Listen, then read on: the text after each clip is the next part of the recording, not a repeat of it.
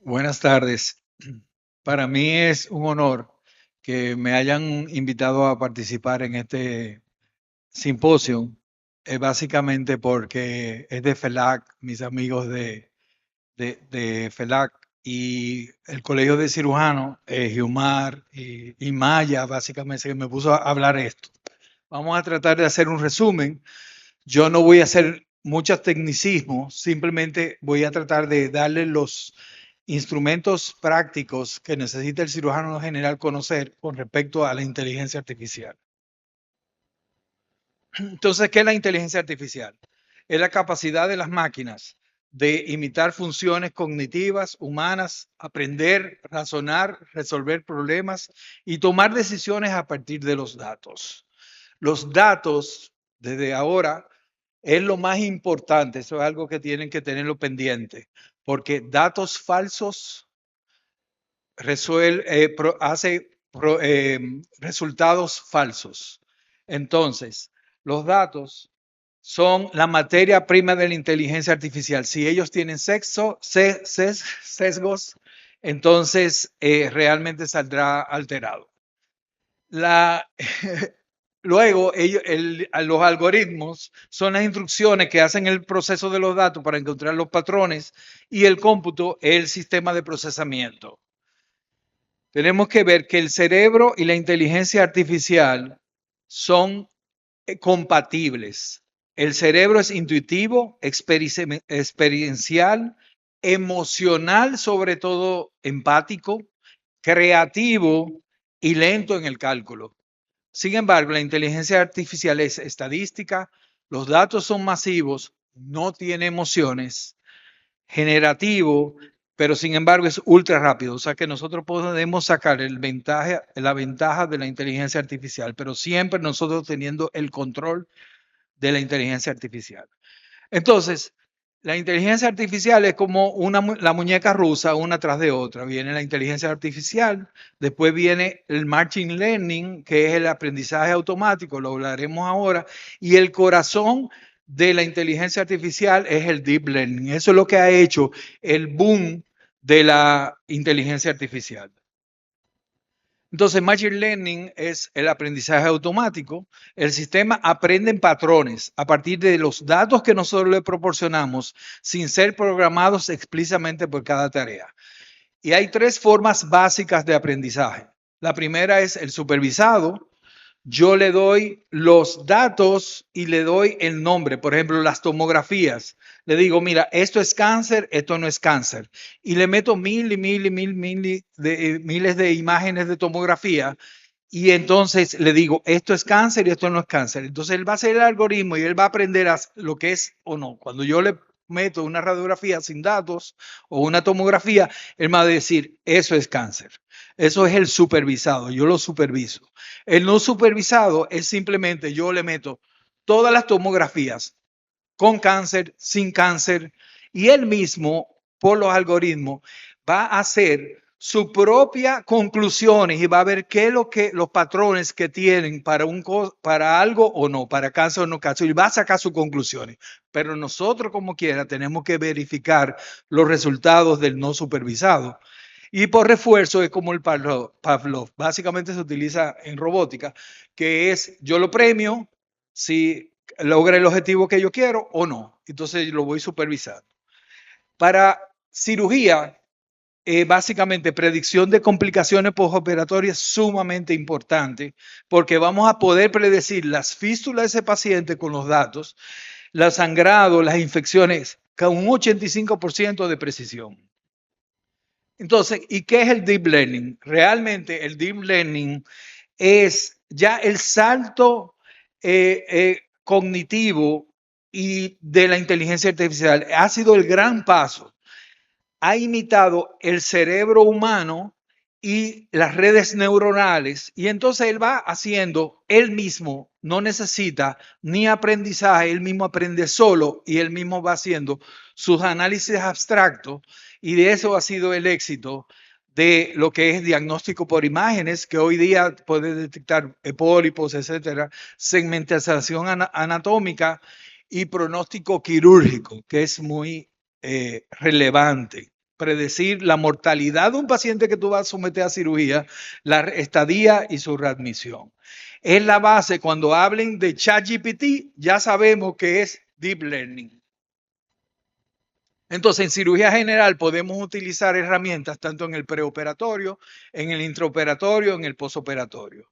En el preoperatorio, riesgo quirúrgico antes de la cirugía, diagnóstico por imágenes, como hablamos, una planificación tridimensional de la tomografía, la optimización preoperatoria. Y en el intraoperatorio, la robótica, la navegación con realidad aumentada, la fluorescencia y la asistencia en tiempo real. Y en el posoperatorio, el monitoreo remoto, los chatbots, seguimiento, predicción, admisión y análisis. Con una precisión de un 85% en el preoperatorio antes de operarlo. Con una reducción de un 40% de lesiones cuando nosotros lo utilizamos durante la cirugía. Y nos ahorramos en el posoperatorio 2 horas porque va a haber un chatbot que te va a decir 24/7, eso lo vamos a hablar ahora, 24/7 te va a decir qué es lo que pasa con el paciente, cómo él va evolucionando y te va a dar las alarmas para tú estar pendiente de ese paciente. Entonces, en el preoperatorio, en estos estudios se vio que la mortalidad perioperatoria se podía detectar un 0.94 versus el 0.82 de eso. O sea, un 94% de precisión de predecir mortalidad de ese paciente. Lo opera, el 94% me dice, ese paciente sí se va a morir o no se va a morir. Necesidad de transfusiones en cirugía rectal, colorectal, hasta un 91% de ese paciente para saber si va a necesitar transfusiones. Algo interesante, infecciones del sitio quirúrgico, 72 horas antes de que el paciente tenga sintomatología, la máquina te va a decir a ti, no, ese paciente va a producir una infección quirúrgica. La duración de hospitalización, eso es interesante, porque así nosotros podemos planificar nuestro día cama. Y en cirugía oncológica, los márgenes de resección. Yo opero, resequé, le digo a la máquina me va a decir, no, esos márgenes están muy cortos. Amplía los márgenes, etcétera, etcétera. Entonces, en imágenes, diagnóstico por imágenes, tenemos que en colonoscopia asistida tenemos el G-Genius. Él te puede detectar pólipos hasta de 3 milímetros, pero no solo eso, sino con una sensibilidad de un 96% para diagnóstico de cáncer colorectal. Y te va a guiar, como se ve en la imagen, del lado izquierdo, derecho de ustedes, izquierdo mío, donde te va a marcar dónde están los posibles pólipos, pero tú eres al final el que va a decidir si va a tomar la biopsia de ahí, qué va a hacer y cuál lo va a manejar. La tomografía, tanto en lesiones hepáticas, pancreáticas como adrenales, se hizo un estudio, el 94% con la máquina, con inteligencia artificial, te dijo, sí hay metástasis y solamente un consejo de radiólogos solamente logró el 88% de tomografía. Quiere decir que al final el médico toma las decisiones, pero es una ayuda que tenemos. Eso es importante tener ese concepto. Y después la reducción de hallazgo 40% omitidos por asistencia en endoscopía. La NVIDIA Clara es un programa que durante la cirugía con la segmentación te va a decir por dónde están las arterias, los órganos, el conducto cístico, y por tanto vas a tener una cirugía más segura. Intraoperatorio, tenemos el robot. El Da Vinci fue el original. ¿Y cuál es la ventaja del robot? Que el tremor que se produce en el ser humano lo disminuye 10/1. Que aparte de eso, la rotación es 7 grados mayor que la rotación humana. Y lo más importante que me llamó la atención es que la curva de aprendizaje utilizando un robot es 50-80 casos. Pero para tú ser un laparoscopista experto, necesita más de 200 casos. O sea que reduce, te enseña y te apoya. Y ya no solamente el Da Vinci, existen otros como el Hugo, el Versus, el Inori, que lo que va a hacer es que Latinoamérica, y es lo que esperamos, tenga más acceso. Entonces, Dentro de la cirugía empezamos con la realidad virtual. ¿Qué es lo que hace? Extrae la realidad real y entonces con la tomografía te hace una imagen digital en los lentes. Normalmente los HENS o los Apple Vision, y eso te va a entrenar, vas a ver la cirugía, vas a ver el órgano, el tumor, todo eso. Pero ese fue el comienzo. Luego viene la realidad aumentada, que no solamente tenemos el mundo real y la realidad virtual, sino que ya yo lo puedo interponer sobre el paciente y operar, y puedo ir viendo por planos lo que yo voy a hacer y cómo se va a hacer qué tengo hacia atrás, qué tengo hacia adelante, etcétera, etcétera. Todo siempre con las imágenes antes. Después tiene la mixta, que tenemos el mundo real, la realidad virtual y la realidad aumentada. La ventaja es que esa tiene hologramas, le agregamos hologramas, por eso que es la mixta. Y responden al movimiento. Yo muevo mi órgano digital y lo voy a ver en el paciente. Si yo voy a levantar el hígado, si lo voy a hacer en cirugía vascular, es muy interesante. La extendida, perdón, la extendida, bueno, no quiere la grabación. Bueno, ¿qué combina la extendida? Que es la que actualmente se está utilizando. Mundo real, realidad virtual, realidad aumentada y realidad mixta. Y le agregamos entonces la fluorescencia con verde indiosanina y algo muy interesante en la navegación quirúrgica asistida por computadora. El GPS, todo el mundo ha manejado el GPS de los carros, me voy a parquear, pi, pi, pi, pi, me suena y me dice, ese lo te va a decir que tú voy operando y si voy ahí no estoy muy cerca del órgano, tengo que distanciarme, etcétera, etcétera. Entonces, por ahí es que vamos. Y lo más interesante son los gemelos digitales. ¿Qué van a hacer los gemelos digitales? Tenemos todo lo que he hablado hasta ahora, pero al poner la tomografía, resonancia, etcétera, etcétera, le vamos a dar los datos fisiológicos de ese paciente y vamos a ver cómo él responde durante la cirugía a lo que yo voy a hacer. Yo voy a tener exactamente una copia de mi paciente con su tumoración al lado. Lo voy a poder poner durante la cirugía y le voy a decir, ok, si yo hago ese corte del transverso y voy a hacer esta anastomosis lateral, él me va a decir, no, mira, el porcentaje de fístula y fuga que tú vas a tener haciéndolo así, así. Ah, no, déjame ponerlo aquí. Ah, no, mira, ahí te disminuye.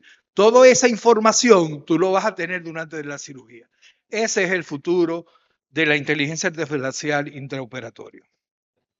Entonces ya en el postoperatorio, todo el mundo tiene smartwatch. Ese te toma la tomografía, la frecuencia, saturación, etcétera, etcétera, glucómetro, tensiómetro, todo ese parche de temperatura, vasculatura, todo eso. Pero qué importante de eso, todos esos datos van a estar conectados a la computadora en el hospital. Y como él tiene ya los programas que te va a decir la posibilidad de ese paciente de hacer una infección de la herida, por ejemplo, él te va a decir de antemano, no, ve a chequear a ese paciente. El paciente va a ir directamente por el chatbot. Y el chatbot te va a ir a ti, te va a decir, óyeme, ese paciente atiéndelo porque ese paciente te va a hacer una complicación de la herida. Entonces, antes podemos tratarlo, antes podemos preverlo. Entonces, los famosos chatbots o transformers o amigos virtuales, ¿qué son? Son modelos entrenados con trillones y trillones de palabras, capaces de generar texto coherente, responder preguntas, resumir, traducir. Ejemplos son el ChatGPT, lo conocemos, el Gemini Cloud, etcétera, etcétera. ¿Qué podemos utilizar con eso? Notas clínicas, seguimiento postoperatorio, análisis de resultados, educación quirúrgica y dejé de último la búsqueda de evidencia. ¿Por qué? Cuando utilizamos esos chatbots genéricos, tenemos que saber que ellos alucinan, que son habladores y que ellos aprenden de su aprendizaje y dan su resultado de aprendizaje, inclusive falsifican estudios que ellos se imaginan que están. Entonces hay que tener mucho cuidado cuando se utiliza este tipo de chatbots hay que verificar siempre. Y el médico es el responsable de eso. Supervisar de dónde viene la fuente. Entonces, ya en resumen, si nosotros vamos a utilizar los chat GPT, etcétera, etcétera, para hacer notas, evolución, consulta bibliográfica, entre comillas, educación. Pero si nosotros necesitamos algo científico, debemos obtener Perplexity, Consensus, son ejemplos. Elixir, Doximity GPT y Nandax. Esos sí van directamente a la base científica y de ahí es que ellos te van a dar la respuesta. Entonces, siempre hay que verificar la información con fuente primaria y la inteligencia artificial como concepto es mi asistente, no es mi árbitro, ni el árbitro de la evidencia. Entonces, ¿por qué hablé de los otros? Porque el que está organizado para chat de médico especializado en medicina, le hace un entrenamiento masivo donde le meten trillones de palabras de internet, de libros, etcétera, etcétera. Después le hacemos un fine tuning médico, lo examinamos a esa máquina y después que lo examinamos a esa máquina, los médicos evalúan y corrigen la respuesta manual de qué pasó con eso. Y al final nosotros le decimos, óyeme, antes de hablar, tienes que buscar Cochrane, PubMed, todos los datos que está en momento antes de darme una respuesta. Entonces esa es la diferencia entre el especializado en medicina del otro. Entonces hay ejemplos como por ejemplo el MedPalm que cogió el USMLE, que tantos lo cogen, y sacó más de un 85% del percentil. Hay otros que son iguales que un médico staff especializado en diagnóstico, etcétera, etcétera, pero siempre es una ayuda. ¿Cómo vamos a buscar la información? Esto es importante.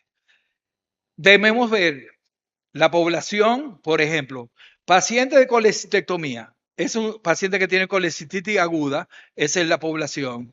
¿Qué le vamos a hacer con colecistectomía laparoscópica? ¿Cuáles son la comparación laparoscópica con convencional y cuál es el outcome, cuál es el resultado? Entonces, usar siempre buscadores especializados, verificar la fuente primaria, verificar y usar la inteligencia para sintetizar, nunca para decidir. Ya en educación continuada y en la formación quirúrgica existen otros programas que están aquí, como son los simuladores, te ayudan a entrenarte, a hacer cirugía laparoscópica, etcétera, etcétera. Y algo muy importante, ya casi estoy terminando, todavía me faltan unos minutos, que en cuanto a la ética, riesgos y limitaciones, los sesgos, no es lo mismo un habitante de Maui, un indonesio, que un pigmeo o un anglosajón. Entonces, quiere decir que si los datos que nosotros le dimos a esa inteligencia artificial para que nos dé un resultado es eso, entonces va a ser completamente con sesgo y alteración. A mí me llamó mucho la atención cuando yo visité Nueva Zelanda, que ellos para los Maui tenían específicamente un hospital y una investigación donde ellos veían, porque los resultados, ellos, si ustedes ven, los Maui son fuertes, pero para ellos eso no es obesidad, eso es su contextura, que no es diferente a un anglosajón. Entonces ellos tenían eso. Entonces, la responsabilidad legal es tuya, del médico, el médico y para el médico. Ni el equipo, ni el que hizo la máquina, nadie es responsable. Al final, el médico de las decisiones, ese es el resultado. La privacidad, todos sabemos que hay que tener cuidado con la privacidad. Las alucinaciones, ya lo hablamos y vuelvo a recalcar, alucinaciones inventan los chatbots. Tenemos que verificar la base. La dependencia tecnológica es algo, estamos hablando de mucha tecnología, pero el médico tiene que hacer la vesícula. ¿Por qué? Porque si se dañó el equipo, tú tienes que hacer la vesícula. Tú no puedes decir, no, mira, se dañó el equipo, no puedo hacer nada y el paciente en medio de la cirugía. Entonces, o se dañó el robot.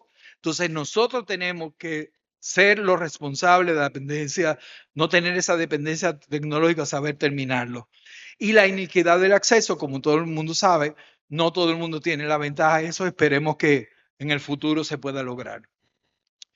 Hay regulaciones, básicamente voy a decir de República Dominicana, no existe nada todavía para inteligencia artificial, ninguna ley. Sin embargo, existe la 172.13, que es de datos personales. Lo único que tenemos. ¿Hacia dónde vamos? Cirugía totalmente guiada por inteligencia artificial. Me imagino que serán en los países de primer mundo. Los gemelos digitales que ya le hablé. La inteligencia multimodal. Desde Guatemala, la accesibilidad a Latinoamérica. Cirujano general, ¿qué me hace la inteligencia? Ya cerrando, la inteligencia no reemplaza al cirujano, reemplaza a los cirujanos que no vayan a usar la inteligencia artificial. Ese es el concepto que quiero dejarle a ustedes. ¿Qué me hace la inteligencia? Analiza millones de datos, imágenes más rápido que yo, y entonces yo lo puedo buscar la reducción. Me predice las complicaciones, redactan y estructuran documentos clínicos mucho más rápido que yo y nada más tengo que supervisarlo, resumen la literatura y asisten la identificación de estructuras críticas e intraoperatorias. ¿Qué tú debes siempre aportar? Juicio clínico y empatía con el paciente. Responsabilidad ética legal, experiencia táctil, aunque ya están avanzando con la experiencia táctil digital. Evaluación crítica de los outputs y adaptabilidad a la tecnología si ella falle. Entonces, en conclusiones, la inteligencia artificial no reemplaza al cirujano, lo amplifica su capacidad. El machine learning y el deep learning que hablamos es la base de la inteligencia artificial. Las aplicaciones van desde diagnóstico por imagen, navegación intraoperatorio. El cirujano del siglo XXI debe ser capaz de evaluar críticamente las herramientas que le dan, sus beneficios, sus sesgos y sus limitaciones. La búsqueda de evidencia, ya lo hablamos, que sean chatbots médicos como consenso, etcétera, etcétera. Y la ética, la privacidad y la equidad son los pilares irrenunciables siempre de la implementación de inteligencia artificial. La tecnología y la humanidad son complementarias, nunca serán intercambiables. Muchas gracias.